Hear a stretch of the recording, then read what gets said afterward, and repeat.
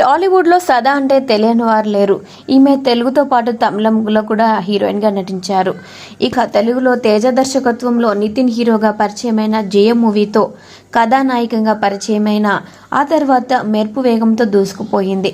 అంతేకాదు తమిళంలో శంకర్ దర్శకత్వంలో తెరకెక్కిన ఆనియన్ అండ్ అపరిచితుడు సినిమా సదాకు మంచి పేరు తీసుకొచ్చింది.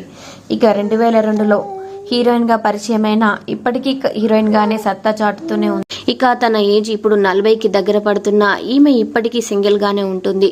ఈ నేపథ్యంలో పెళ్లి విడాకులపై తనదైన స్టైల్లో స్పందించారు సదా. ప్రస్తుతం తను స్వేచ్ఛాజీవిగా ఉన్నానని, ఇక పెళ్లి చేసుకొని దాన్ని వదులుకోలేనని చెప్పారు. ఇక పెళ్లిపై నాకు ఎంతో నమ్మకం, గౌరవం ఉందని, కానీ మనసుకు దగ్గరగా ఎవరు నచ్చలేదని, అందుకే పెళ్లికి దూరంగా ఉన్నానని, ఎవరైనా నచ్చితే ఖచ్చితంగా మ్యారేజ్ చేసుకుంటాను అని చెప్పారు. ఇక అదే కాకుండా ఈ విషయాన్ని మీడియా మిత్రులకు చెప్పే చేసుకుంటానని చెప్పారు.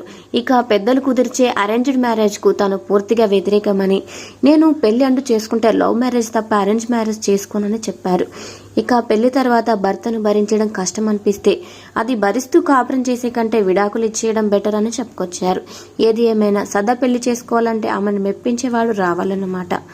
Thanks for watching.